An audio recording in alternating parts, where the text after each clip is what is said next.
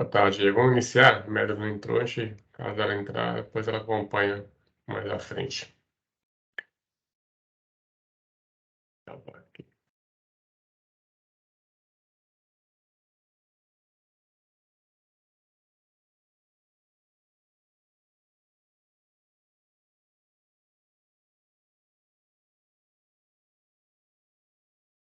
Então, vamos lá, Diego. A gente vou rapidamente só recapitular o que nós vimos na aula passada, né? Acabou que você não conseguiu entrar, a Medley entrou. Eu vou passar brevemente aqui para a gente dar continuidade. Nós iniciamos, então, na aula passada, o dimensionamento em canais abertos. Tá? Primeira etapa e no início da segunda etapa, nós focamos em conduto fechado, né? Tubulação fechada. E a gente iniciou na semana passada a parte de canal aberto. A ideia de transporte, de perda de carga é a mesma, né? Todo sistema ele tem uma origem e essa origem, até chegar ao fim, vai ter perda de carga pelo processo, né? Por vários motivos. Perda de carga devido à posição geométrica, perda de carga devido atritos laterais entre os materiais que estão revestindo o canal, entre outras coisas, né? A principal diferença, então, entre canal aberto e fechado é a forma como ele se dá, né? Numa tubulação fechada, uma tubulação pressurizada, basicamente, né? Eu tenho o controle da ação atmosférica agindo sobre aquela água. No canal aberto, eu tenho basicamente pressão atmosférica agindo diretamente sobre esse sistema de transmissão, né, de transporte de líquido. Então, os canais abertos têm essas características. A gente viu na aula passada. Então, nós vimos que a gente basicamente podemos classificar, né, os tipos de escoamento também, da mesma forma como a gente definimos lá em tubulações, né? Tubulações, a gente basicamente trabalhou com conduto, com transporte, né? Uniforme e laminar, né, e turbulento, basicamente, e um intermediário entre eles, né? Que era um valor intermediário onde começava a sair da a fase de transição, que nós chamamos, né? Então, para classificar esse sistema de tubulação em regime laminar ou turbulento, nós utilizamos tubulação do número de Reynolds, onde nós calculamos o Reynolds em função do valor dado, né?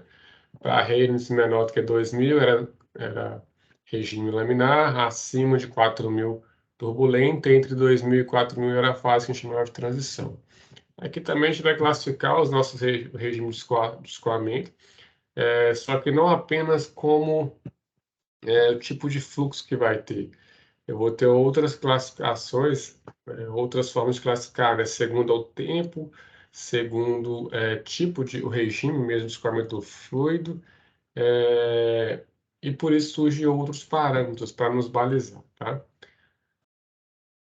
Então, nós vamos ter que o dimensionamento também ele vai ser bem parecido, a gente vai ter, na verdade, algumas outras características a ser levado em consideração, mas como está ilustrado aí rapidamente, eu tenho a classificação com o tempo, né, a variação do tempo, entre dois pontos distintos, que é entre espaços, né? E eles vão ser classificados, né, em função do espaço, em uniforme e não uniforme ou variável, tá?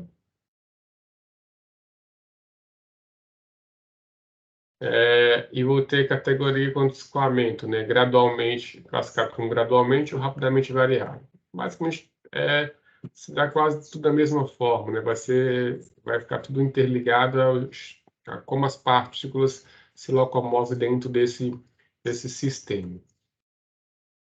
Então, nós temos o Reynolds, que é uma forma de classificar o regime, a diferença do anterior que nós tínhamos, né? De tubulação fechada, que a gente trabalhava com diâmetro. Agora surge um outro conceito que é raio hidráulico, tá? Que é basicamente o raio que relaciona a área molhada. Nós podemos ter um canal, como esse daqui, que está na imagem, ele tem uma dimensão Aqui, ó.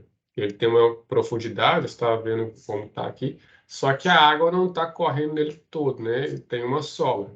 Então, o raio hidráulico que realmente vai estar trabalhando, a gente considera para definir o fluxo, o regime que está essa água nesse momento, nesse curso d'água, nesse córrego, como preferir chamar, ou galeria, vai ser o quê? A altura entre a lâmina d'água até o fundo desse recipiente. Então, por isso a gente trabalha com raio hidráulico, o aguete hidráulico, que é o que leva em consideração a parte molhada da minha estrutura, tá? Então, a gente viu isso na aula passada, mostramos então que a classificação quanto range muda um pouquinho, os parâmetros quando se compara ao anterior, né, a tubo. Quando eu tenho um sistema laminar, o range é menor que 500.000, desculpa, 500, entre 500 e 2.000 é para sistema de transição, e acima de 2.000 é turbulento, né? Então, você vê que o parâmetro realmente cai bem, de forma bem significativa, se comparado à tubulação fechada.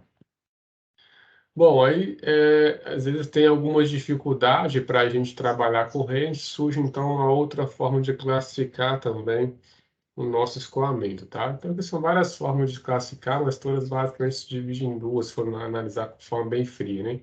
Turbulento e laminar, que é constante. Essa nova forma, ou outro parâmetro de calcular, classificar o meu regime de escoamento em função de um outro parâmetro chamado flow, número de flows, tá? Ele leva em consideração a velocidade e a altura média hidráulica de água presente no meu canal, né?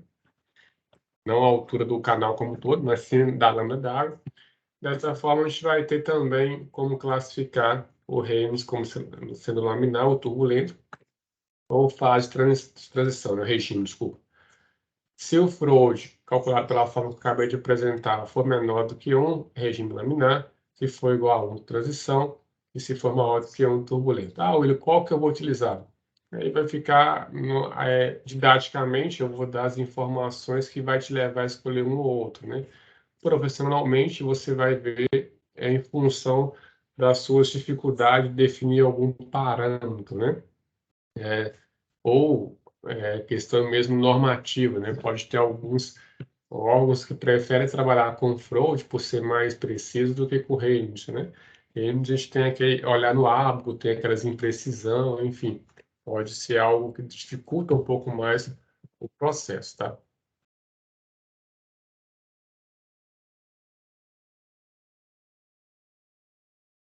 Aí nós vimos mostrando, então, o que são os principais parâmetros que eu tenho, então, quando eu vou trabalhar com um canal, né? Geralmente tem um canal, ele, em geral, é aberto, mas nada impede de ter um canal fechado em aduelas, como, por exemplo, uma transição, né? Uma transposição de água de baixo por baixo de uma rua, de um veado, por exemplo, às vezes é aduelo, não é um canal totalmente aberto, né? Então, eu vou ter basicamente o B, que é a base maior, que é a área, né, molhada na parte superior. Eu tenho a altura hidráulica, né, que é como eu acabei de comentar com você, que é a altura entre a lâmina d'água até o fundo do seu reservatório, do seu canal. O perímetro molhado é aonde a água está encostando, né? E temos como calcular também a área molhada, né? Que é o que nos importa. Então, se você vê esse canal aqui, ó, tem uma parte dele que está seca. Então, para mim calcular a área, calcular a perímetro, não leva esse trecho que está em consideração, porque para a questão hidráulica, isso não importa para mim. O que importa é o que realmente é onde a água está tendo contato, né? Qual que é a sua influência, tá?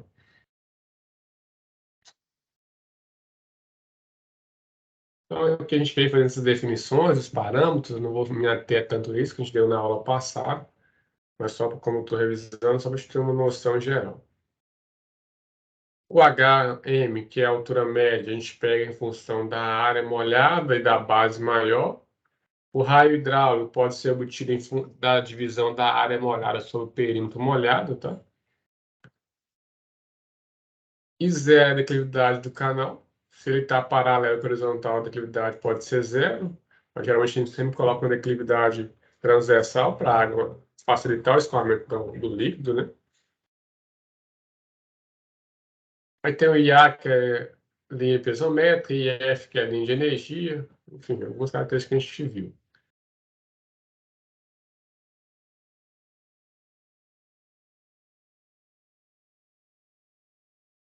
Então, a partir daí, a gente veio classificando, então, o escoamento como permanente ou uniforme, em função do seu dimensionamento hidráulico, tá? Outra forma de classificar também, escoamento forçado, escoamento livre, basicamente.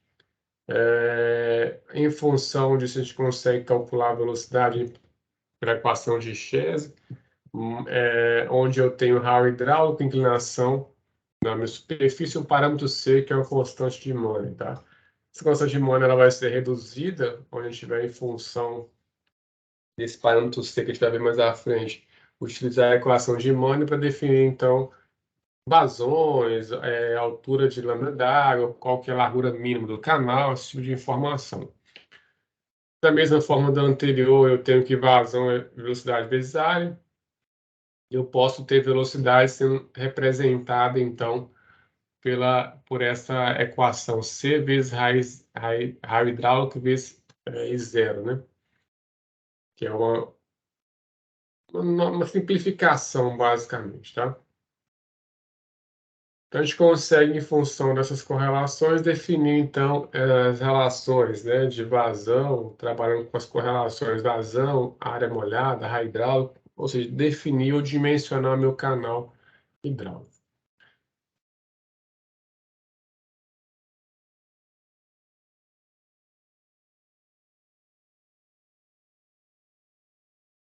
Bom, então a gente veio e fizemos alguns exemplos, tá? O primeiro exemplo, vou só repetir com você brevemente, se situar. A gente fez um exemplo de um canal trapezoidal, onde a gente tinha inclinação do talude, né? O canal não é 100% 90 graus, ele tem uma inclinação para ambos os lados, né? É trapézio, não é retangular. Então, a inclinação do talude era 2:1. A declividade do fundo do canal, 0,01 milímetro por metro. O talude era revestido de pedra argamassada, com condições regulares, então o parâmetro N, que a gente ia precisar utilizar para a fórmula, foi dado 0,025.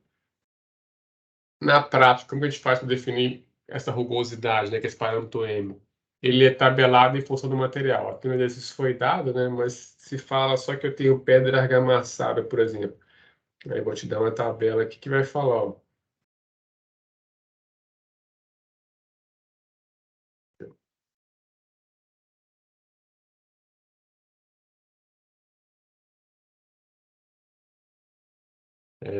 canais, tudo ferro fundido, tubo de concreto, aqui, ó, alvenaria de pedra argamassada.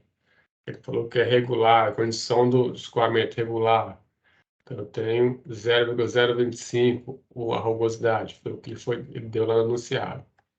Então, se eventualmente não for dado, essa informação vai estar numa tabela, né? Quando tiver recorrer a essa tabela, ele vai obter esse parâmetro, tá? A vazão para esse sistema foi considerada a vazão de 6 metros por segundo. Utilizar a razão de aspecto M, B sobre Y igual a 4. Então, basicamente, começou a partir dessas informações a calcular uma velocidade média, né, que vai estar dentro do canal.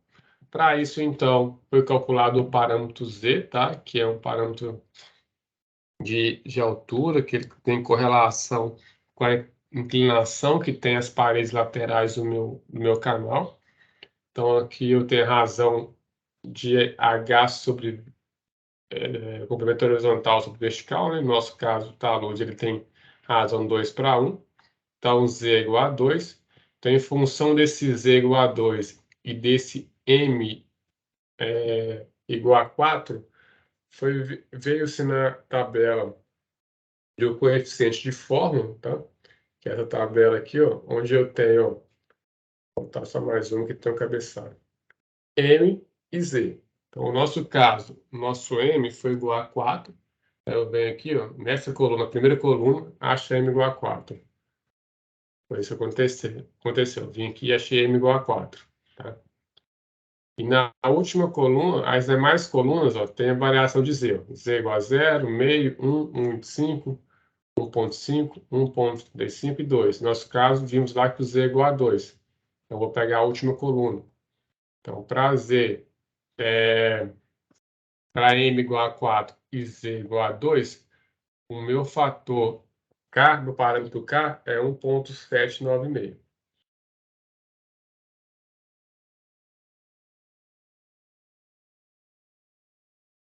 Aí eu apliquei a fórmula, tá? Basicamente. O que é meu coeficiente dinâmico, né? Tá da fórmula de Manning.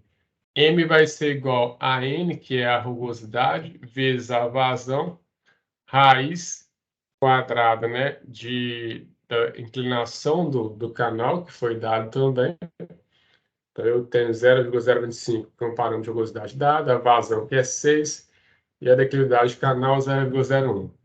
Descobri um N igual a 1,79, tá? Que vai ser a minha altura hidráulica, né? Presente no meu canal, Y, né? Y vai ser M sobre K. Vai ser sempre essa fórmula em função da equação de Manning. Então, eu vou ter que meu M a gente acabou de calcular, 1,79. O K a gente obteve na tabela, em função do parâmetro Z e do parâmetro M, minúsculo, tá?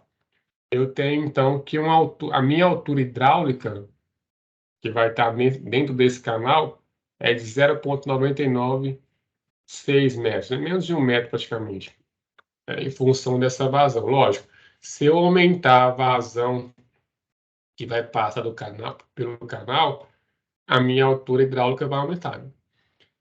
Dessa forma que a gente dimensiona, então, o quanto vai suportar uma galeria d'água, por exemplo.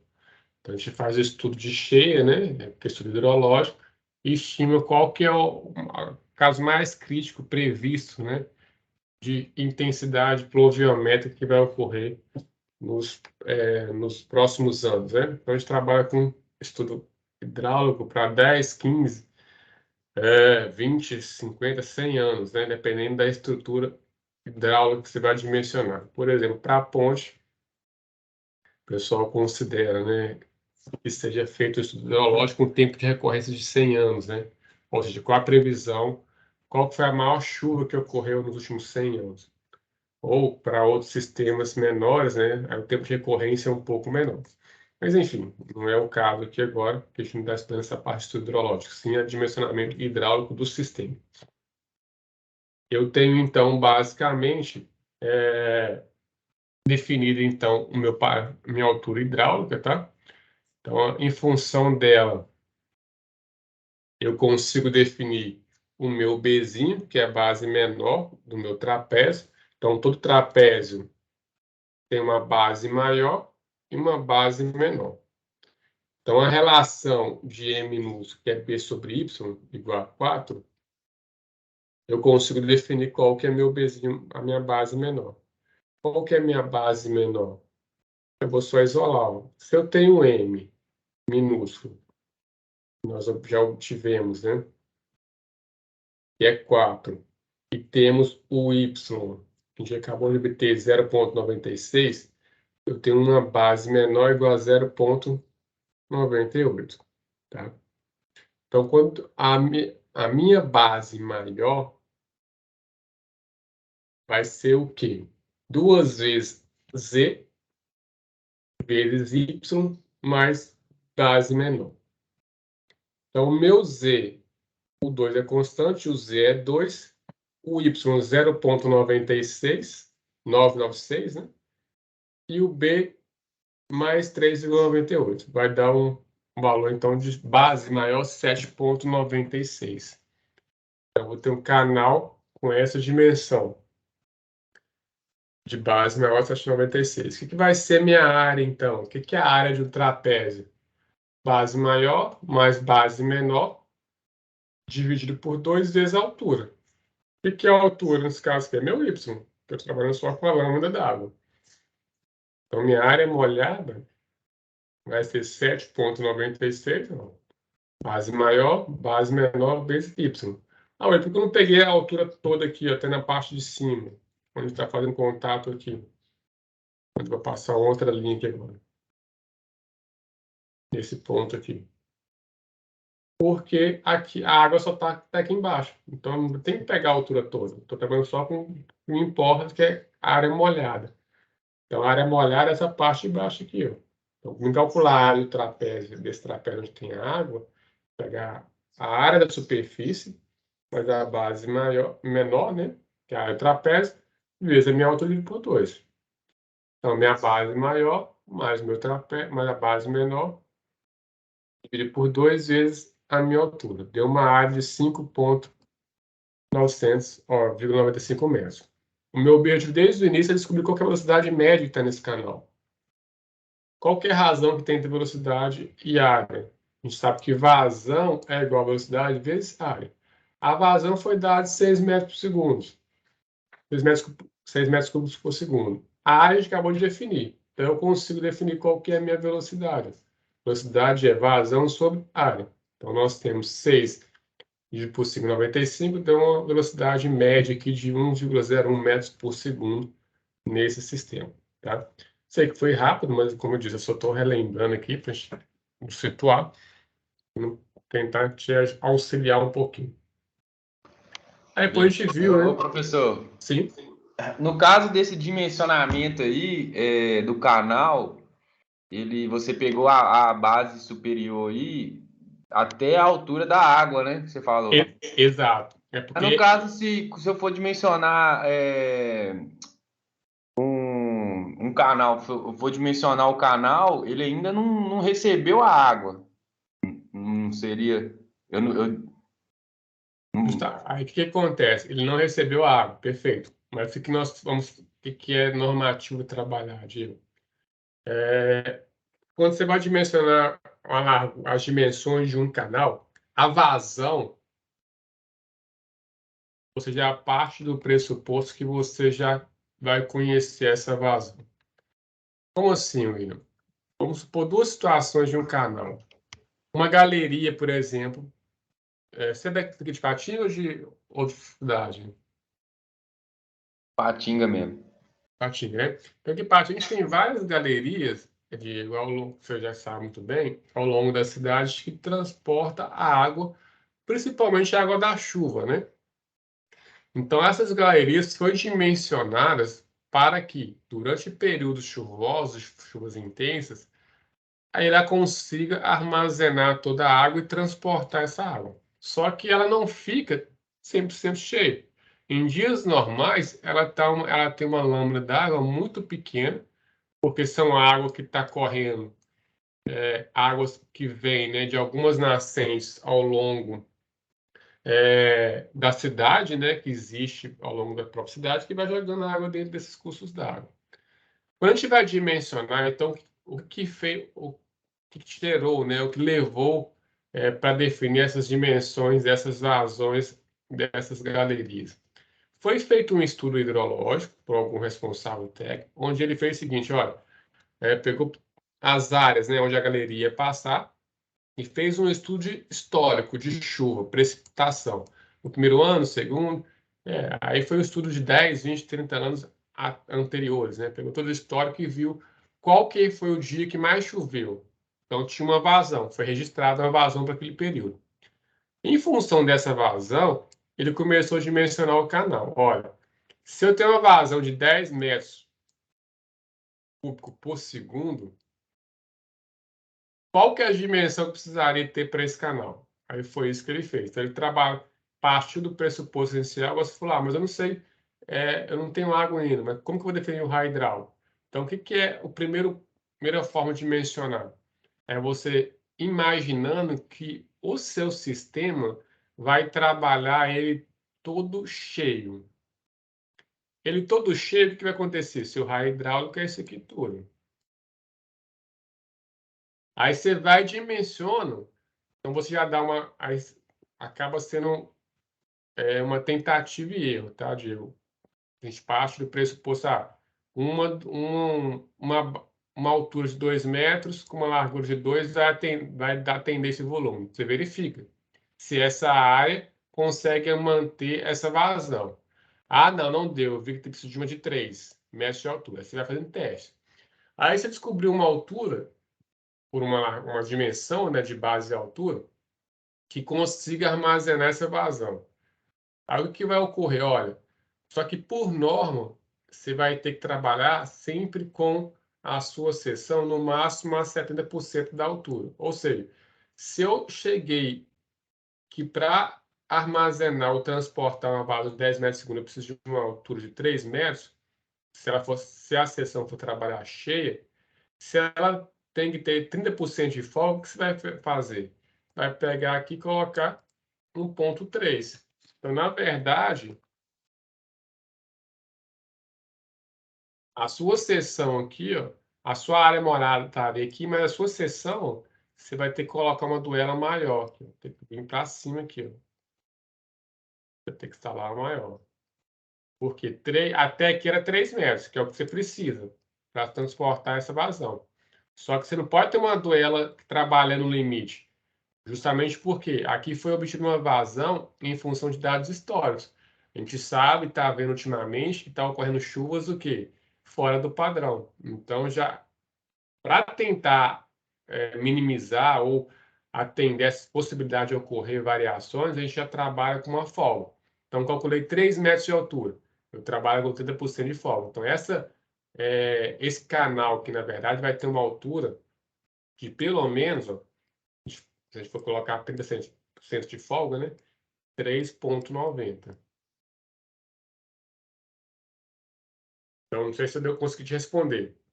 Novamente, a sua área molhada vai ser definida pela sua vazão. Você vai definir o que vai ser sua área molhada inicialmente.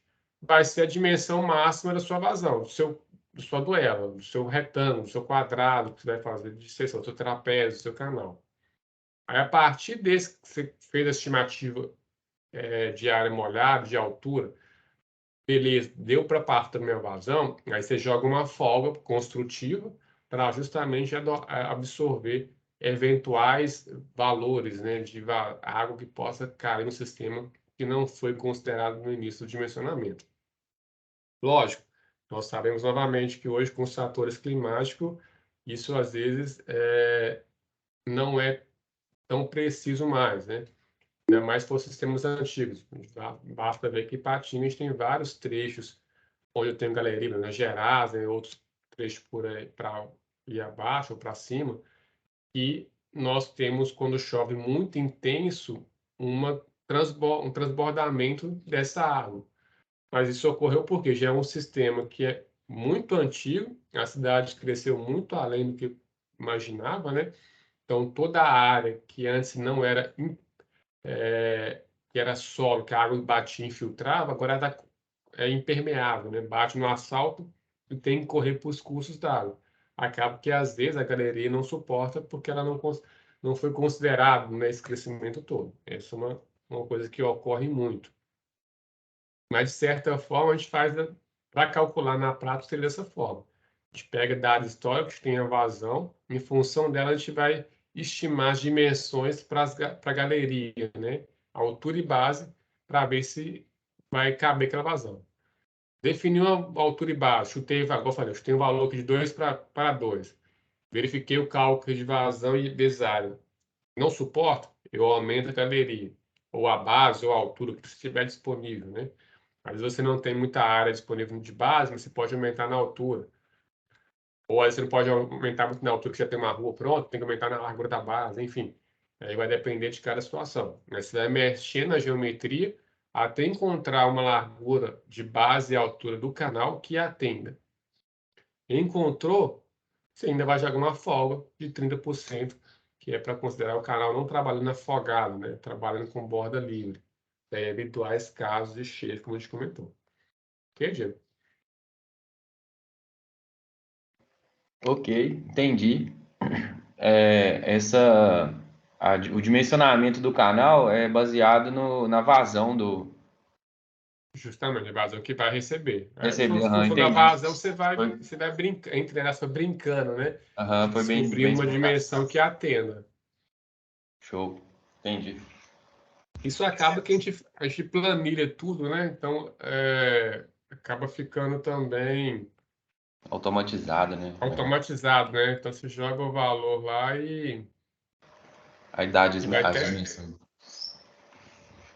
E vai testando. Você jogou um valor, dimensão não deu, você já troca por outro acima e já te dá uma verificação se está ok ou não e pronto. Então, assim, tudo a gente trabalha hoje com planilha Excel, né? Fica muito mais fácil fazer essas estimativas de qual que vai enquadrar melhor.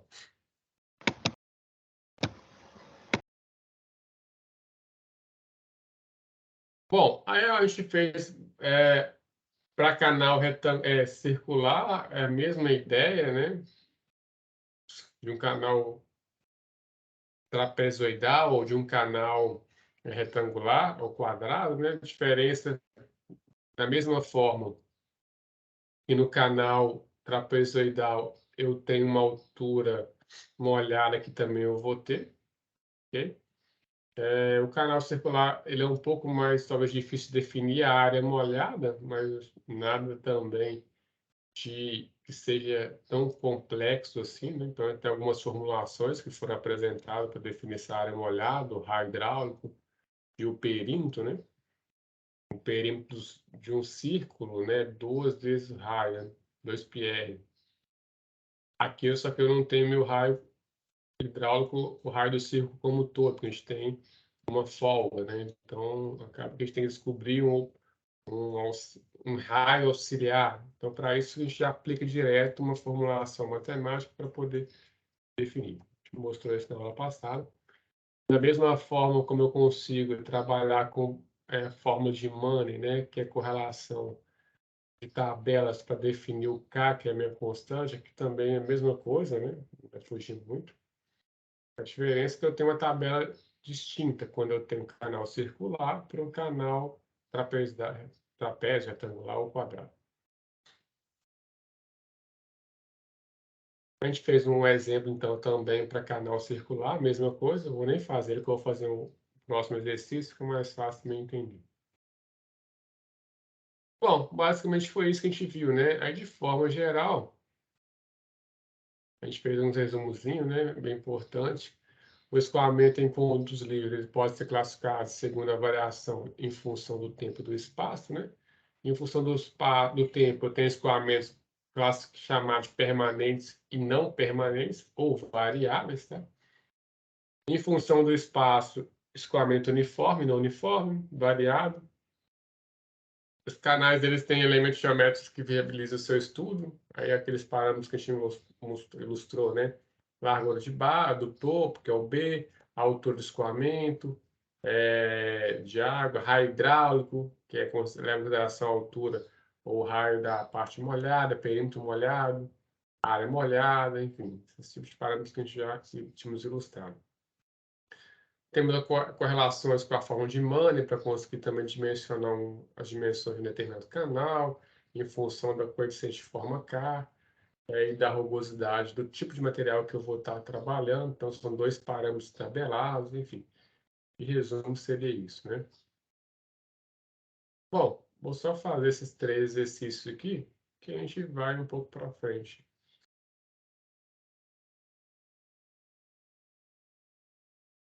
Então, o pós-aula que eu deixei para ser feito, né? Tem a seguinte situação. Tem escoamentos livres, pode ser classificado segundo alguns critérios, dentre eles a variação de suas características em função do tempo e do espaço.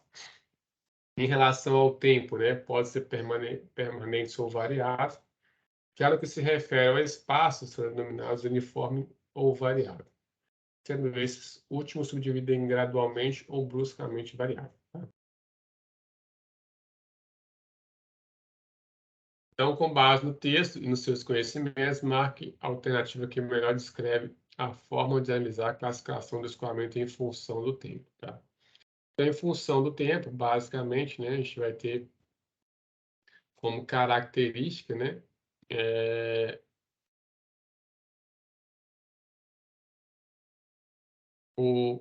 a variação, né, dos elementos, das características de escoamento do meu material. Então, aqui a letra A, determinado um ponto no canal, as características do escoamento deverão ser medidas nesse mesmo local em diferentes momentos. Tá? Ao longo do escoamento do tempo, em função do tempo, né, eu não tenho, se eu medir no mesmo ponto, no mesmo ponto de uma seção, né, no início da seção, o líquido passando, se ele passou nesse ponto, daqui a 10 minutos eu medir nessa mesma seção, eu não vou conseguir definir o comportamento desse líquido, porque ele já vai estar mais à frente. Então, eu não posso só medir em um único ponto. Se eu medir apenas um ponto, o líquido que passou aqui, eu não vou ter resposta de como ele está comportando mais para frente. Então, eu não posso medir nesse mesmo local. Determinar 2 pontos no canal, as características do escoamento manterão-se constantes? Não. Tendo o início e o fim, eu posso ter um escoamento uniforme e não uniforme, né? Ele não é, pode variar com o tempo, as características podem ser constantes ou não. Nunca, aqui ele está afirmando que manterá constante. Não é bem isso. A C. A partir de determinado ponto do canal, características como turbidez ou turbidez variarão, né, ou permanecerão constantes.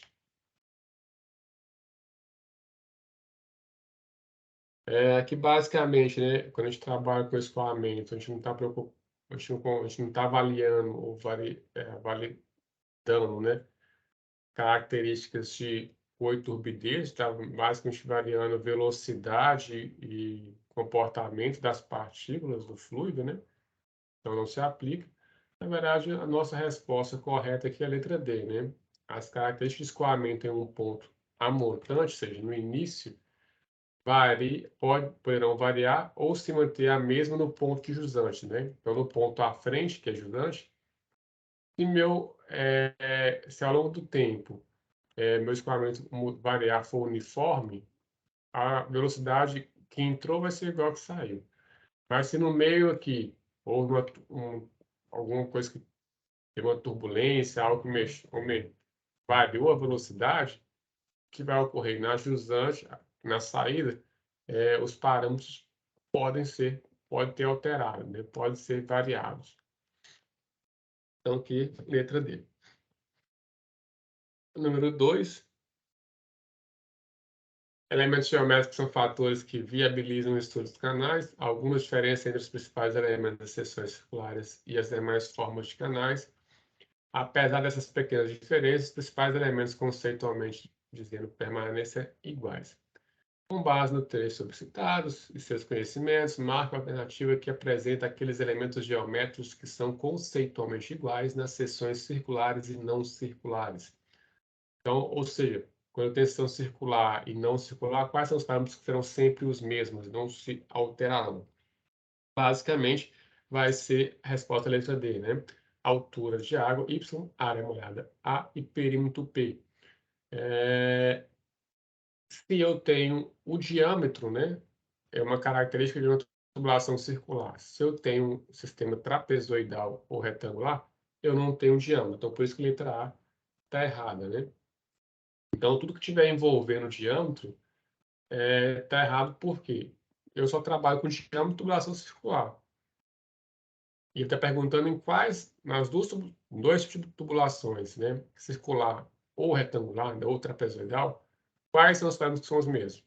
A área molhada é a área molhada, em qualquer uma das duas. A forma de calcular pode ser diferente, mas o conceito, a área molhada é o mesmo. Perímetro também é a mesma coisa. E a altura de lâmina da água é o mesmo. O conceito é o mesmo. A forma de calcular pode ser diferente, tá? Então, basicamente, a letra D. E número 3, né? Ele pede o seguinte, né? Ele pede para definir qual que é a altura de lâmina d'água, né? Que eu vou ter em uma tubulação de águas pluviais, tá? Aí ele deu algumas características desse material, então eu vou anotar aqui, ó.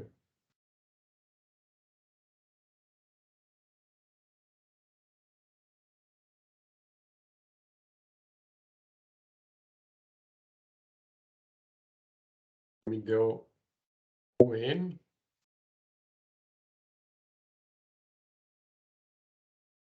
0,013. I0,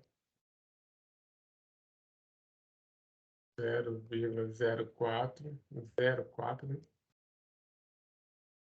Diâmetro da tubulação. Esses exercícios eu sempre anoto os parâmetros, eu acho que fica mais fácil de eu identificar na forma que está faltando, né? Eu sei que é muita informação para vocês, então às vezes tentar adequar ou sugar, né? Ou abstrair todos os conceitos, todos os parâmetros é complicado.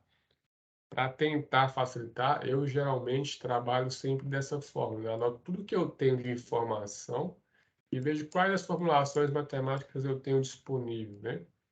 Para mim poder ver o que eu preciso calcular e o que eu tenho, né? E foi me dada a vazão também, tá? A vazão foi dada em litros. E eu vou passar para metros cúbicos por segundo, né?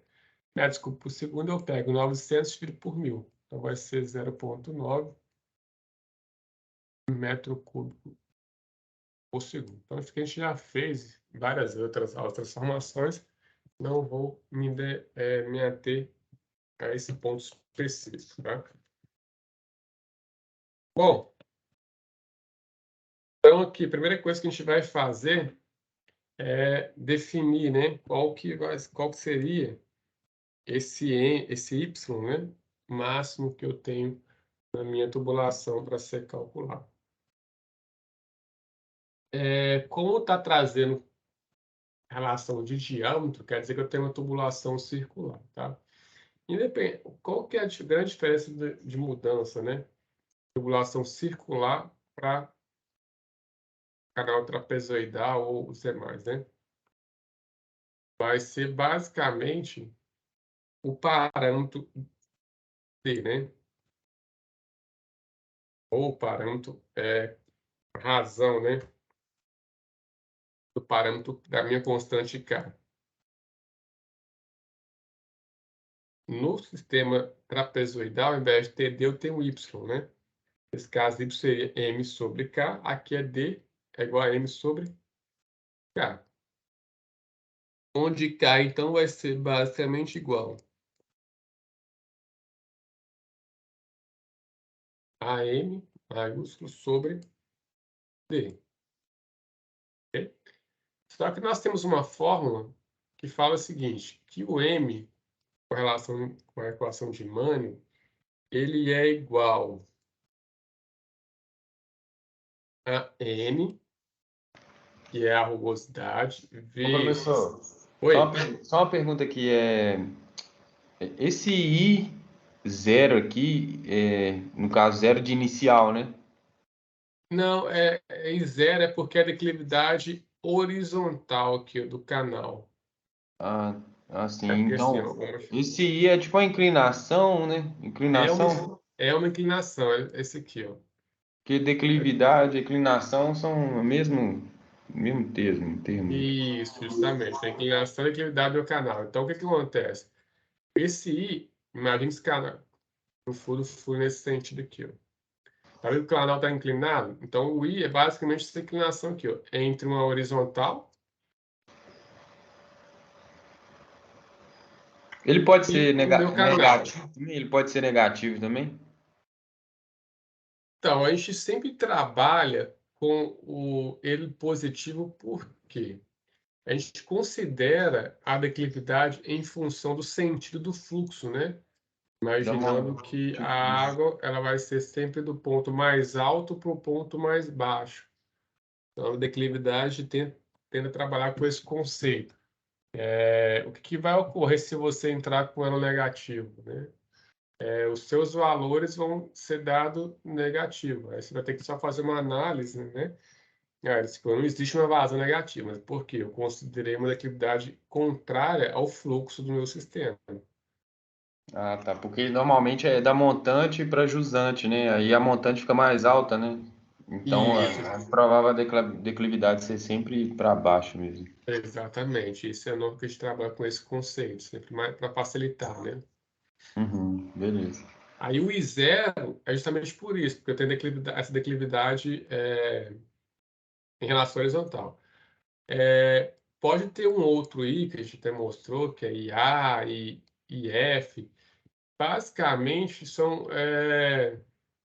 ele aí não é declividade, né? Ele é linha de influência, linha de energia, se for IF, é uma altura piezométrica em relação à altura total do canal e à altura de lâmina d'água. Para a gente pouco importa esse conceito, ali, mais que eu estivesse na parte ambiental.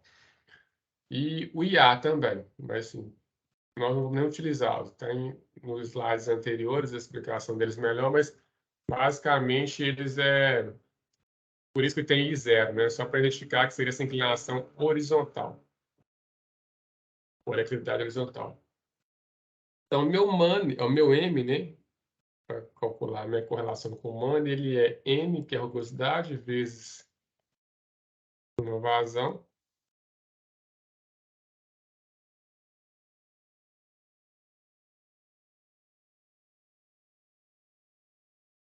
dividido por raiz de zero, que é a declividade do meu canal. Então, isso aqui vai ser igual a 0,13, que foi dado, ó, o N do meu material concreto, vezes Q, que é vazão, nós calculamos, vamos trabalhar sempre com metro cúbico por segundo, tá? Eu posso entrar com litros por segundo? Pode, mas você tem que converter as demais unidades que você vai entrar depois. Por exemplo, a declividade que está metro por metro. Eu teria que colocar litro por litro. É mais difícil converter, né? Não é tão comum trabalhar com essa unidade. Então, eu tenho 0,9 dividido por raiz de 0,004. Deixa eu bater no calculador aqui e quanto que vai dar. 0,013 vezes 0,9 eu deu 0,017. Raiz 0,117.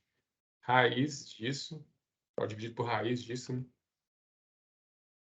Por raiz de 0,004. Deu um valor no meu que 0,5310, ou 0,5310, né? 0,5310. Esse valor eu vou elevar a 3/8, na forma que eu tinha escrito colocando.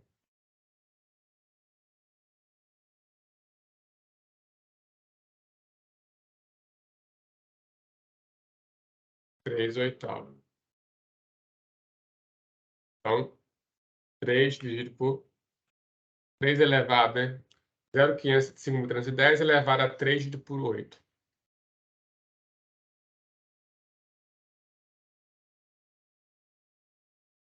Por quê, professor?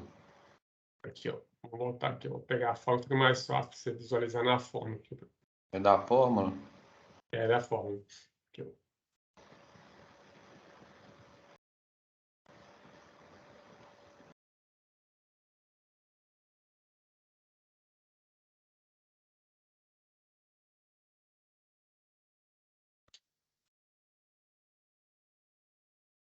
Que é a fórmula de Mannheim, tá? A fórmula de Mannheim, que é o meu M,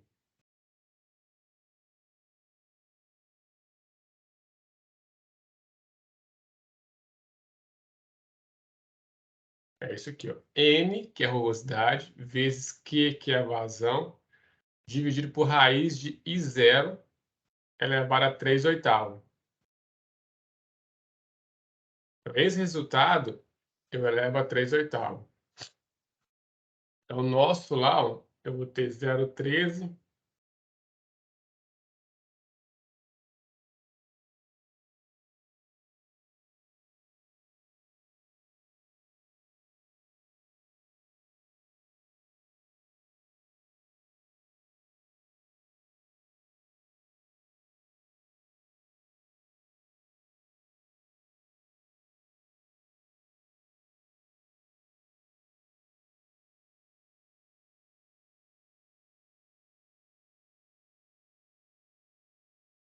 Então, eu peguei, ó, o N é o 0,13, que é o 0,13. O Q é 0,9. Raiz de 0,04. Esse resultado aqui, ó, eu elevo a 3/8. Na calculadora, você pode fazer o resultado todo, né? Essa primeira parte aqui. Aí você pega o chapeuzinho, que está aí na científica, né? Quarta linha, terceira coluna. Terceira linha, quarta coluna. E eleva esse resultado a 3 dividido por 8. Então, fica 0, vou fazer de novo, 0,13 vezes 0,9 dividido por raiz de 0,004.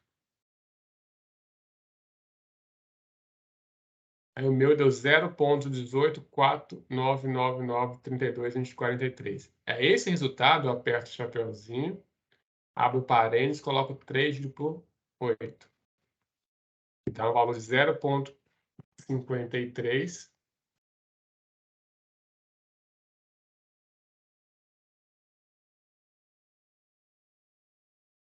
11. Ok? Então, esse é o meu valor de M, que é o coeficiente de Mann. O que que eu vou fazer? O que que eu preciso fazer? O que eu irei fazer agora, né? Se eu tenho o M e tenho o D, eu consigo descobrir qual que é o meu K, que é a minha constante, a constante de cálculo de forma embutida na tabela, né? Que é uma constante de coeficiente de forma. Então, essa constante de coeficiente de forma vai ser igual. Meu K vai ser igual a 0,5311 dividido por D, que é 0,8. Ah, daí eu tirei 0,8, já foi falado. O diâmetro, que é meu D, é 80 centímetros. Vou entrar com ele em metros, porque eu estou trabalhando tudo em metros. Então, meu K aqui, ó, vai ser igual a 0,5311 dividido por 0,8. Eu tenho, então, que o meu K vale 0,6638, né? Ou 0,664. 0,664.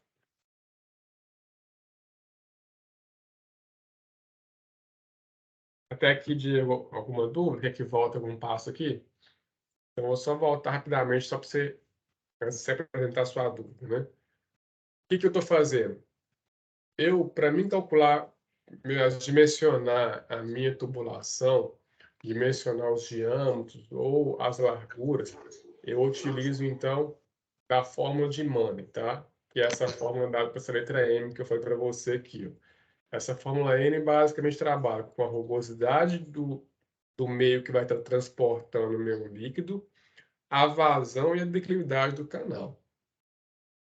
Através dessa forma de Mann, eu consigo definir todos os demais parâmetros que eu vou ter, né? Ou o diâmetro da tubulação que eu precise, ou a altura máxima de a lâmina d'água como está sendo pedido, ou a velocidade. Então, assim, eu consigo ir brincando com essas fórmulas matemáticas, cálculos algébricos, para definir os parâmetros que eu queiro.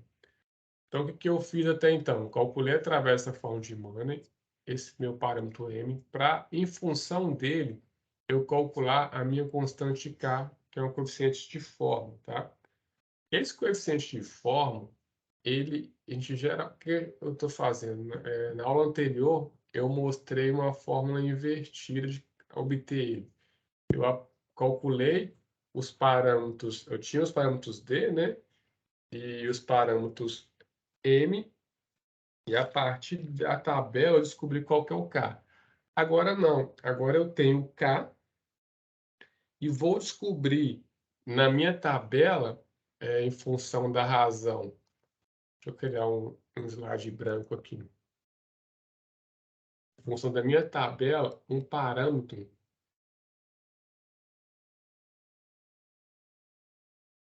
vai estar escrito, tá?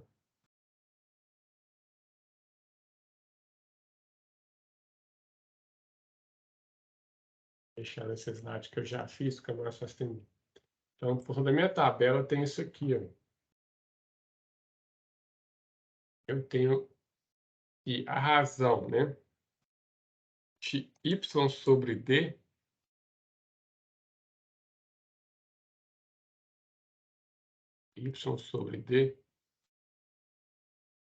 é igual à minha constante k.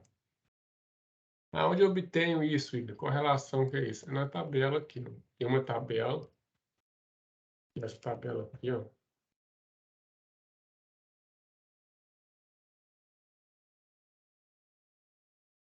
Essa tabela aqui.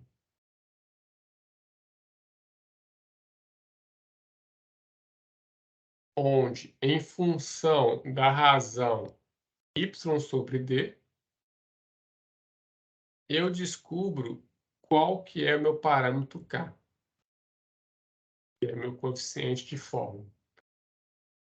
Agora, o que que eu tenho? Eu tenho o inverso. Eu tenho meu parâmetro k calculado, ou eu, pelo menos eu consigo defini-lo, né? Como que eu consigo defini-lo?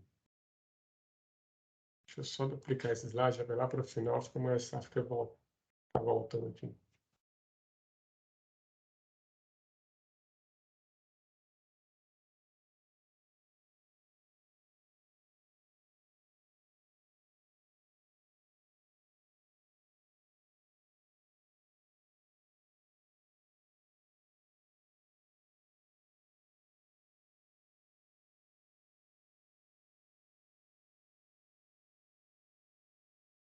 Então, o meu k, ele pode ser dado, né? Mas ele é dado também pela razão de m sobre d.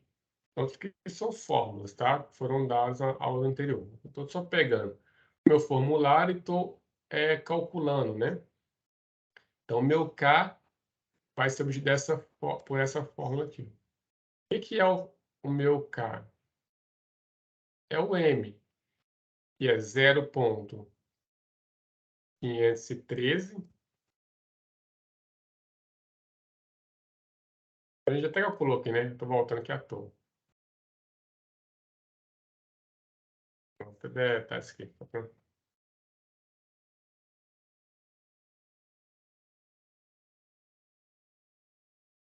Posso alertar. Então, o meu k, eu já calculei.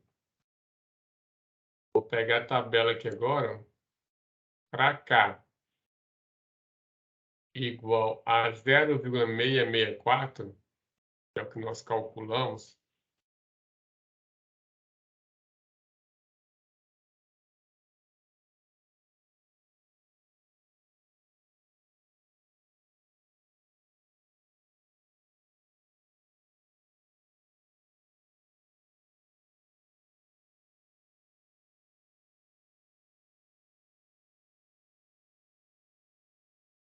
Então, eu tenho uma coluna de k.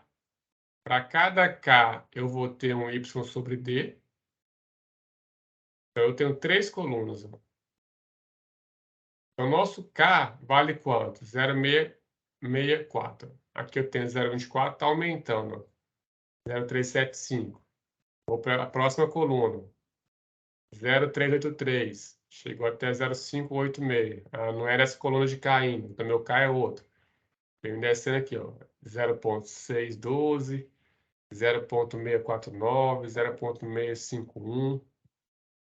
Aqui, ó, 0,60, 0,61, 0,662, 0,663. O nosso K vale quanto? 0,664. Nós acabamos de falar. Eu vou pegar aqui, ó, 0,664, esse valor. Quanto que vale meu Y sobre D? 0,93. Então, meu Y sobre D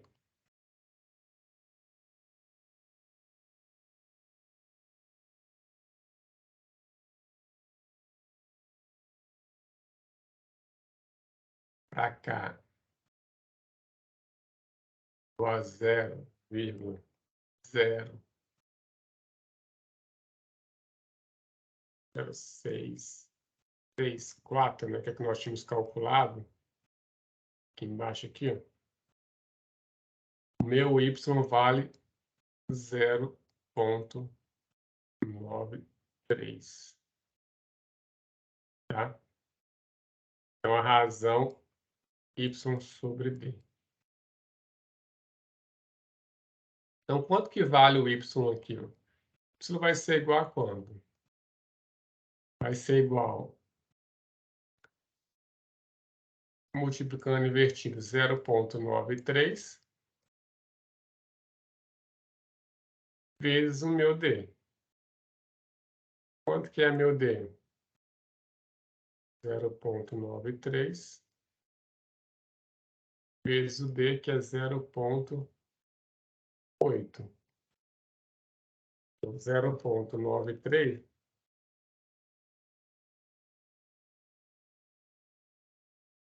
vai me dar um y igual a 0,744. Então, para essa vazão que foi dado, para esse diâmetro de canal circular, qual que é a altura de lâmina d'água? 0,84. Então, é mais ou menos isso aqui, ó. É como se eu imaginasse que eu tenho um tubo, um canal circular, né? Onde o diâmetro total, que é esse D aqui, ó, vale 0,8. Só que a minha água, o quê? Ela não está em todo o canal. Ele tem que trabalhar, ele não pode trabalhar todo cheio. Nesse cara, ele trabalha no quê? Com uma altura menor, que a minha água está mais ou menos nessa altura aqui, ó. Então, essa altura aqui, que é o meu y, ela vale 0,744. Então, isso foi base que a gente verificou. Então, para essa vazão de 0,9 metros cúbicos por segundo, um canal com essa declividade, eu vou ter a água passando nessa altura de 0,74.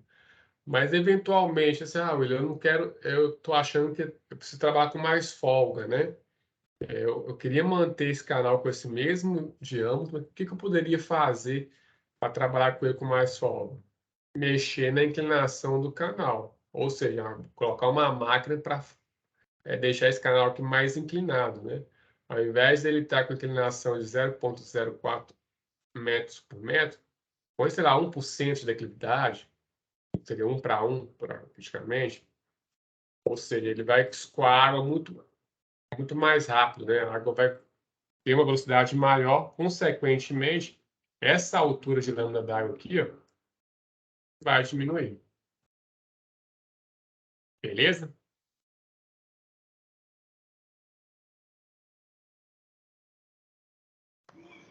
Beleza, Luizinho. Tranquilo. Tá dando para entender.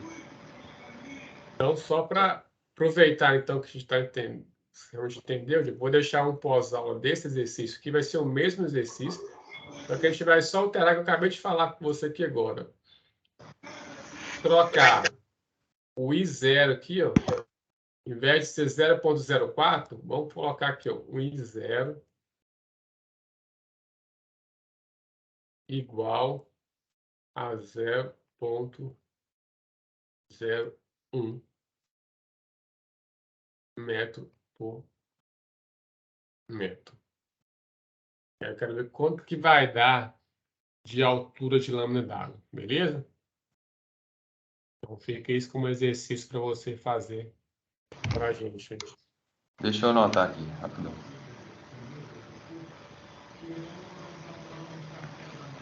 Eu só fazer o seguinte, vou só criar um outro slide que eu limpo ele, fica mais fácil para você. Beleza. Pegar esse aqui, duplicar. Esse aqui vai deletar. Aqui vai deletar, não vai ser mais questão fechada, que a resposta não vai mais bater. Ficaria assim, ao invés de ser, né? 0,4 passa a ser 0,01.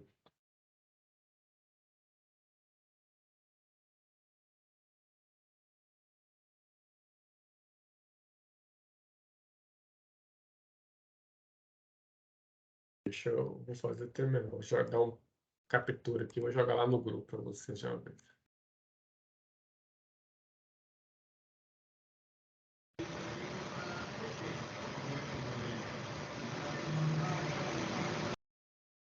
Aí coloquei no grupo esse exercício enunciado com 2,0 para ser considerado. Fechou. Então, basicamente foi isso, né? A gente vai só entrar, então, na parte final, que a gente está caminhando também para o nosso final do nosso conteúdo, né? Tem mais 2 aulas, se eu não me engano, essa avaliação.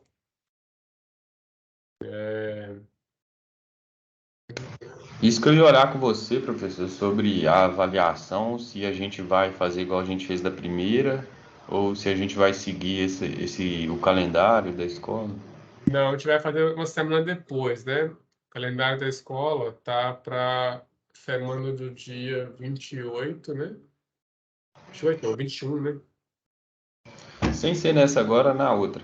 Dia 21 começa, 21 a 25. A nossa provavelmente vai ser, eu tenho que ver com vocês, né? Ou dia 2, dia 1º ou 2, né? Ou dia 5 e 6. O que vai ser melhor para vocês? Eu acho que a média para ela, geralmente, na quarta-feira é melhor, né? Para você, qual dia seria melhor? Dia da Na quarta, semana? no caso, na quarta-feira eu tenho prova, né? Mas como vai ser na outra semana, aí eu acho que não interfere, não. Tá, Aí pode ser qual eu vou fazer o seguinte, eu vou conferir como está o calendário das disciplinas, que diz respeito à avaliação de segunda chamada, exame final, para não bater nenhuma com a nossa, porque aí fica mais tranquilo.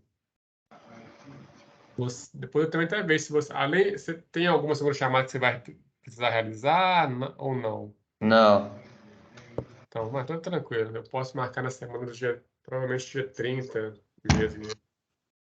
beleza, pode. Mas aí isso na semana que vem eu confirmo direitinho com você.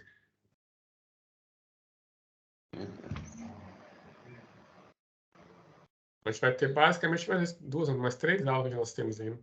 Tá tranquilo. 19, 26 e provavelmente, né, talvez no dia 3. Vamos ver como é que vai ser.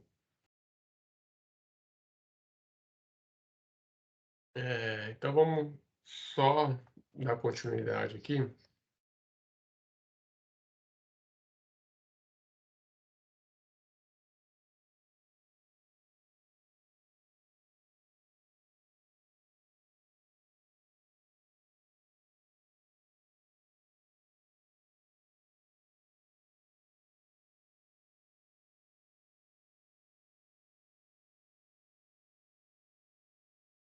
Bom, então a gente viu, né, como a gente tinha visto anteriormente, a questão do escoamento, né? Em tubos, aqui também a gente vai ter o escoamento para definir perda, né, perda d'água, perda de energia, os mesmos conceitos do anterior, né, em função da posição geométrica do material. Eu saio de um ponto mais alto, para chegar no ponto mais baixo, eu acabo tendo perda, né, ao longo do sistema, por diferença de altura, atrito entre partículas, enfim, justamente é o mesmo conceito basicamente, tá? A gente vai ter, então, essa questão de ser considerado a equação de conservação de energia através da equação de Bernoulli, onde a gente consegue, então, em função, né, da diferença de carga basicamente piezométrica, ou carga topográfica, ou geométrica, como preferir saber, definir, mais a perda de carga cinética, né, que é em função da velocidade do meu sistema. Então, a gente tem 3 tipos de carga, na verdade, né? Carga de energia em função da pressão, tá no canal, na tubulação. a perda, né, ou a conservação de energia em função da minha carga geométrica e a velocidade do meu sistema, né? Essas igual que eu tenho no início, então imagina um tubo, o início do canal. Então, o que eu tenho no início teria que ser igual ao que eu tenho no fim, né? Acaba que nós sabemos que o que eu tenho no início, que é a carga de energia, carga de altura e a carga de velocidade, são 3 parâmetros. Quando ela sai no final, acaba que não sai na mesma quantidade, porque durante o processo eu tive perdas de energia. Então, o lado direito da minha equação, eu tenho um ΔH que seria essa perda, que é o que a gente vai levar em consideração. A gente já calculou na tubulação, né? A ideia da equação de conservação de Bernoulli é a mesma. O que eu tenho na entrada deveria ser o que eu tenho na saída. Só que o que eu tenho na entrada são 3 cargas: cinética, geométrica e pressão. Elas vão estar também no final, só que elas vão estar com um valor reduzido. Por que reduzido? Porque eu tenho perdas de energia. Porque perdas de carga, basicamente. Que é o que nós vamos ver agora. Então, a gente vai ter essas perdas de carga, né? Elas vão ser substituídas pela, basicamente, simplificando, pela altura de água. Então, nós vamos ver que a diferença, né, de altura me gera essa perda de coluna d'água. É o que nós vamos definir mais à frente. E só repetindo a equação de Bernoulli, que é justamente essa perda de coeficiente de perda de energia, né? Então, a gente consegue, ou vamos definir como que vai ser essa perda de energia, né? Bom, não vou ficar referendo todas as fórmulas aqui, é mais fácil de pegar de forma mais resumida, né? Vou ter, então, a perda cinética no escoamento livre, vai ser em função dos parâmetros de altura inicial, vazão e em função da minha altura e posição da partícula que eu estou analisando, né? Do ponto de saída e chegada da minha água. Então, vou ter variações de energias, ou são 2 energias, basicamente, que vão estar sendo somadas.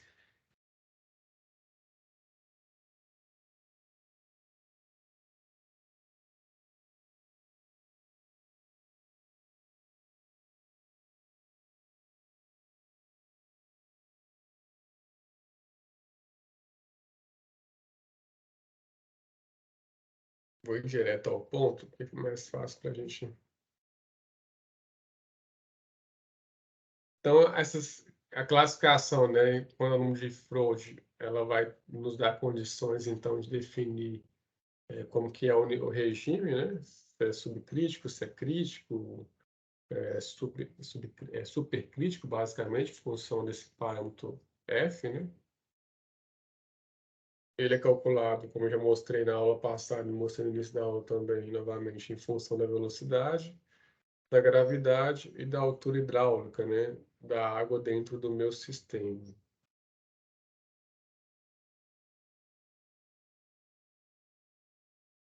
Em função do flow, a gente vai ter basicamente equilíbrios de força e aí, a partir daí conseguir definir ou calcular as perdas, né? Vou trabalhar com um exemplo, acho que fica mais fácil do que eu vim trazendo aquele monte de fórmula apenas. São deduções, né? Para se chegar a um parâmetro final.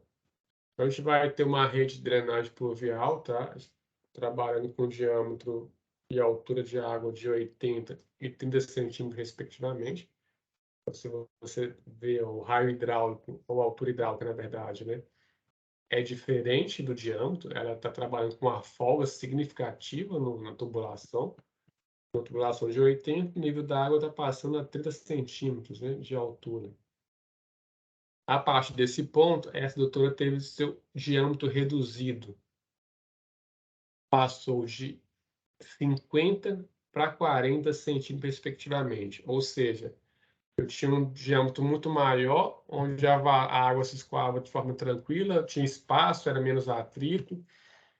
Ela passa agora a circular numa tubulação menor, com uma altura livre menor. Consequentemente, aumenta o atrito das partículas, a velocidade do líquido, né, vai ser alterado. Tudo isso implica, por consequência, também perda de carga, né? Quanto menor o diâmetro da tubulação ou do canal, maior tende a ser a perda de carga. Mas, enfim, vamos ver isso mais à frente, né? Qual que é essa razão ou essa relação que a gente vai obter. O que foi dado, né? Sabendo que a vazão é a mesma em ambos os trechos e foi classificada, né, como 280 litros por segundo, então vazão Q1 é igual a vazão Q2 no trecho 2, ambas sendo 280 litros por segundo, ou trabalhando em metros, né? Nada mais é do que pegar 280 dividido por 1000, a gente vai ter 0,28 metros cúbicos por segundo, tá? Onde eu tenho, então, no primeiro trecho, um D1 igual a 80 centímetros e um Y1, né, igual a 30 centímetros. No trecho 2, eu tenho D2 igual a 50 centímetros e Y2 igual a 40 centímetros.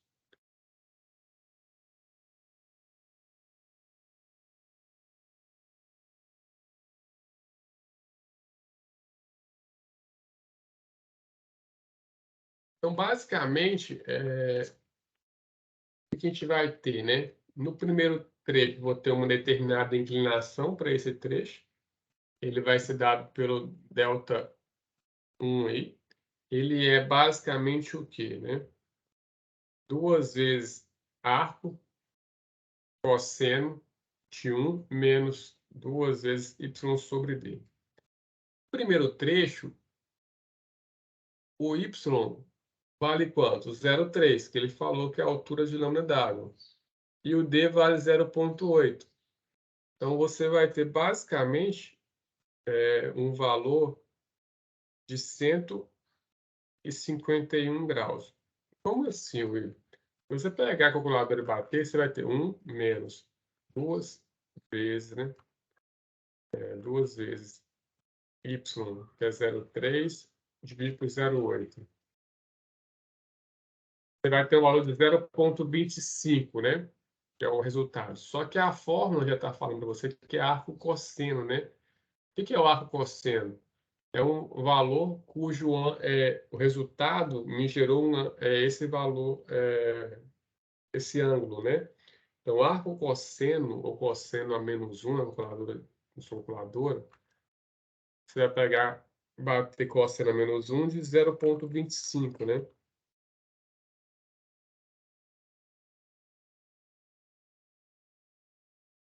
0,25.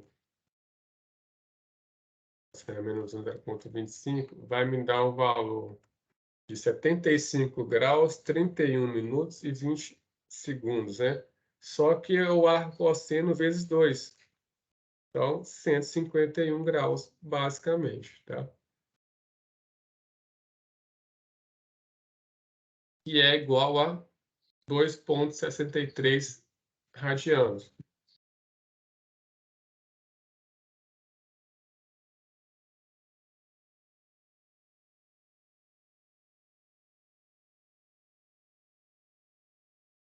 Como é que converte para radianos aí, Fis? É 2 voltas, né? Basicamente, o que é o pi radiano, né? 2 pi radiano. Um círculo, né? Pessoal, Igual a 75 graus eu consegui chegar aqui. Agora, esse aí você acha, aí 151 vai ser o quê? Porque 75 graus é só para essa primeira parcela aqui, ó. Aí multiplica por 2, né? Aí multiplica por 2, que aí vai dar 151. É 2 vezes o resultado, sabe?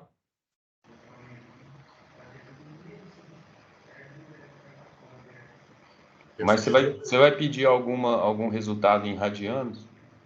A gente vai precisar trabalhar, porque depois é uma conversão que precisa ser feita, né? Mas, em geral, não necessariamente. A própria fórmula você pode utilizar, igual eu falei, tem que usar sempre o mesmo Igual que está parâmetro, né? utilizando graus, né? Igual... Tem que usar sempre o mesmo parâmetro. Então, se você usar em algum momento radiano, nas fórmulas abaixo, você tem que manter essa constante até o final. Aqui acaba que a gente sempre usando graus, né? Então não precisaria nem preocupar em transformar.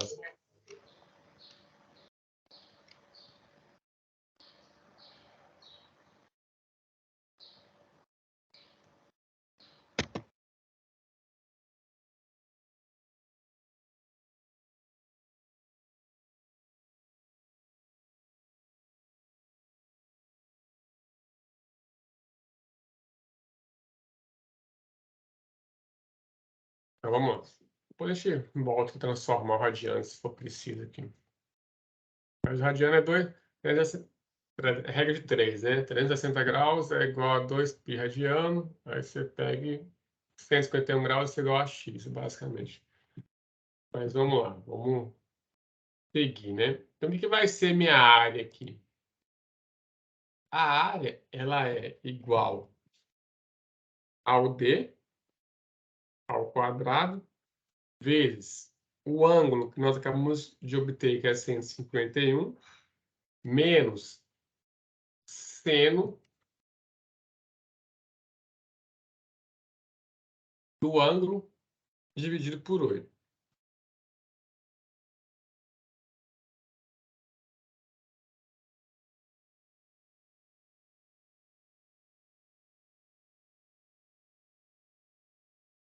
Seno de θ dividido por 8.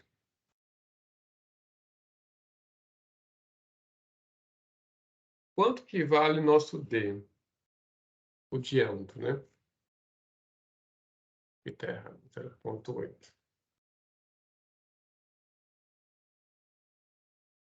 0,8.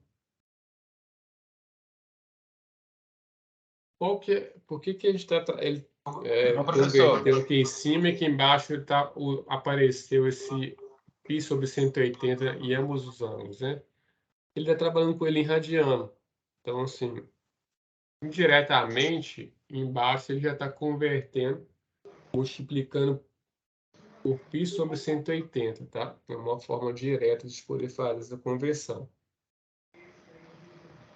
Aqui, ó, professor, esse slide aí você não mandou ainda não, né? Esse aqui não, esse aqui ainda não. Tá, Calma na aula beleza. que eu já envio para você. Beleza. Então, 151 vezes π dividido por 180.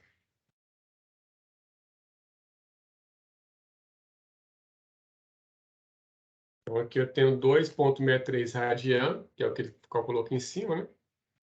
Menos... Aí o detalhe, né? É isso que é o grande problema. Como eu estou trabalhando com o ângulo aqui em radiano, o seno também do ângulo vai ter que entrar ou ser trabalhado em radiano. Tá? Então, eu coloco seno de 151 vezes π sobre 180, dividido por 8. Vai me dar um valor aqui, ó. Vamos fazer uma parte aqui, ó. 2,635 menos. Vamos bater aqui o seno, quanto que vai dar? Seno de 151 vezes π dividido por 180. Meu deu 0,45. 0,04598. Bate e confere, por gentileza. Menos 0,635.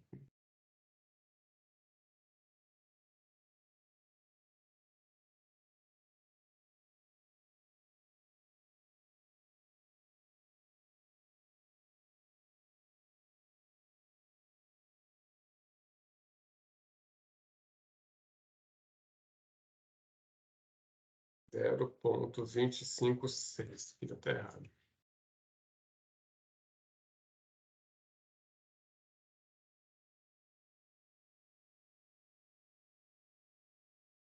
Então, a vazão, então a área que a gente calculou por essa fórmula aqui de π ao quadrado vezes ângulo em radiano menos seno do ângulo em radiano dividido por 8. O que vai ser a velocidade, né? É a vazão do sistema. Foi falado para nós no início do enunciado que os dois trechos a vazão é igual. É 0,280 metros cúbicos por segundo. Lá falou 280 litros por segundo, né? Então, 0,8. Aqui vai ser 0. Trocar aqui. 56. 0,280 dividido por 0,256 vai dar uma vazão de 1,094 metros por segundo.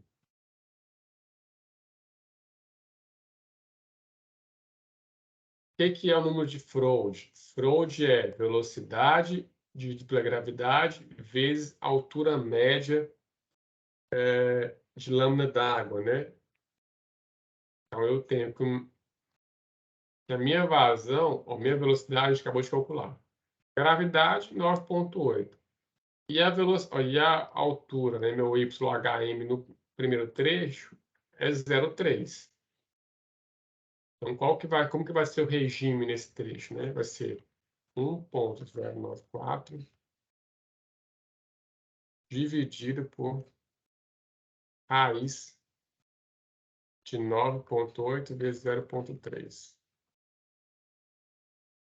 E deu 0,64. Menor do que 1. Se é menor do que 1, o meu regime é subcrítico, tá? E o segundo trecho? Esse é o primeiro trecho. O segundo trecho, vou fazer a mesma coisa. Okay? Só que os parâmetros agora mudaram. O meu y agora vale 0,4 e o meu d vale 0,5. Então, quando a gente descobre o ângulo θ, θ vai ser igual a 250 graus. O que vai ser a área, então? Vai ser o d, que é o diâmetro, 0,50, que está errado, 0,50. Vou fazer aqui, ó, 254 vezes π dividido por 180. Por que π por 180? Passando para radianos, né?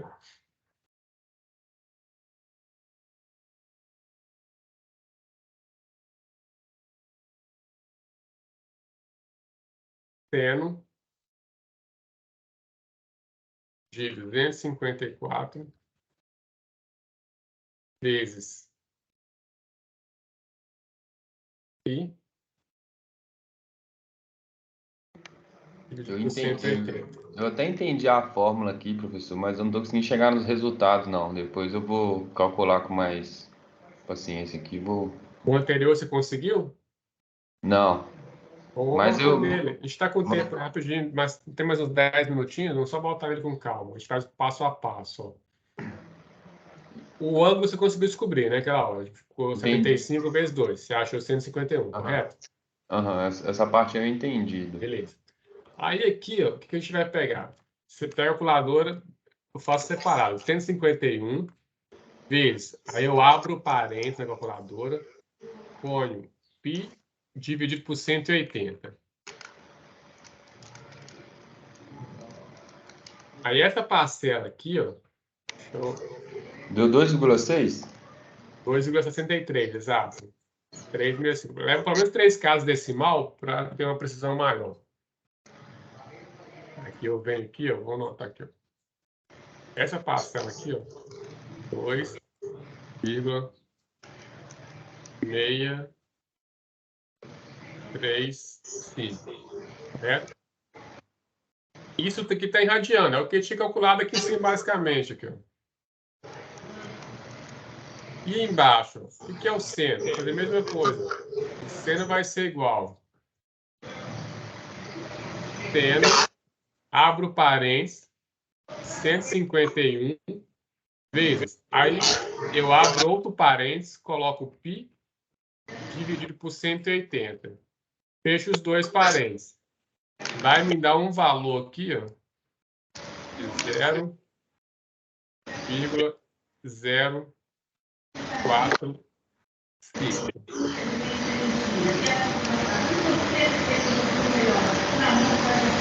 Entendeu isso? Essa segunda parte aí eu não tô conseguindo, não. Então faz o seguinte, faz primeiro assim, ó, 151 vezes. Aí você, na verdade, essa parcela aqui, ó, é a mesma coisa que você pegar direto, ó, seno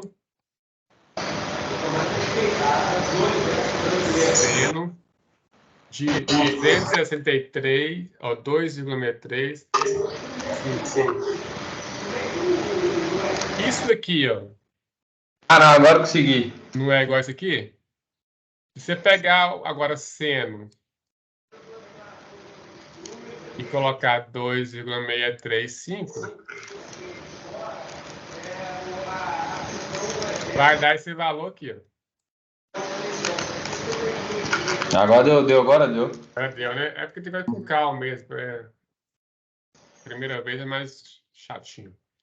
Então, o que vai ser? Ó? Você pega 2,635, subtrai de menos 0,45, divide, né? 2,635 menos 0,045, 2,59. Dividido por 8, 0,323 vezes 0,8, 0,25, é que arredondando, né? 56, como eu tinha feito. Carregando duas casas desse modo é diferente. Agora o meu deu agora 259. 2529. Aham, agora eu consegui aqui. Beleza? Beleza, valeu. Aí, a vazão, a velocidade vai ser que a vazão, que é 0,280, nós já tínhamos dividido por 0,256.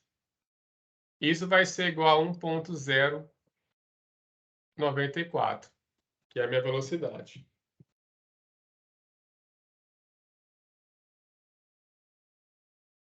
O que vai ser o Freud, então? Para classificar o meu regime como sendo crítico, subcrítico ou supercrítico.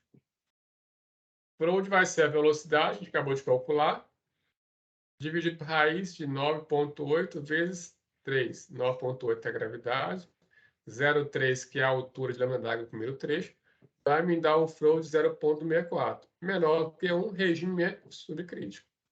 Isso é a primeira parte da tubulação. A segunda parte é a mesma coisa. A gente vai fazer. Então, vou pegar o parâmetro 2,51, né, que é o meu da minha fórmula, menos 2 vezes o π ao y. Qual que é o valor de y? 0,4, que é a altura de lâmina d'água, dividido por d, que é o diâmetro da segunda parte da tubulação. Descobrimos que o meu ângulo vale 254 graus. Então, 254 graus. Quando a gente joga na fórmula agora, ó,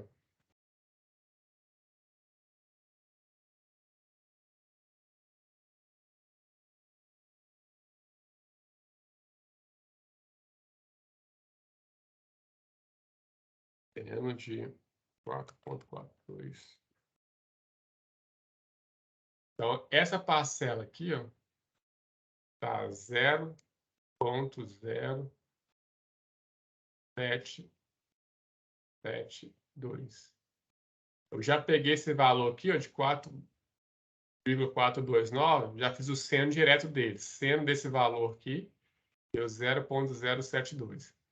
Esse valor aqui, ó, é o 4,429 que eu tenho lá em cima. Ok? Então, 4,4 29 menos 0,0772 dá 435 vezes o diâmetro, que é 0,5, 2,17 dividido por 8 dá 0,27. Então, esse valor aqui meu está diferente, porque eu tinha botado o diâmetro errado, né? Vou colocar 0,52. 0,71.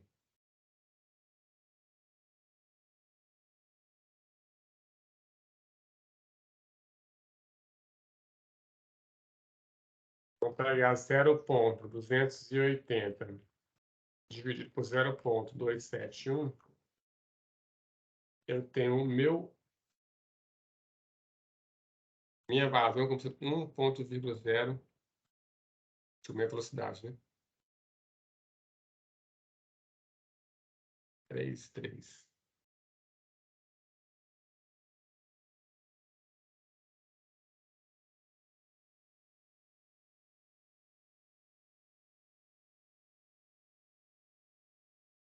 Um ponto a 3,3 dividido por raiz de 9,8 vezes 0,4.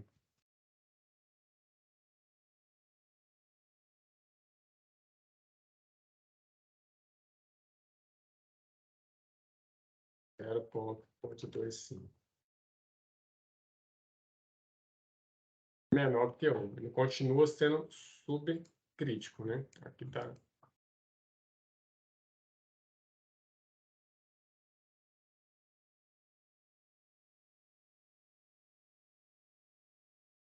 Ok?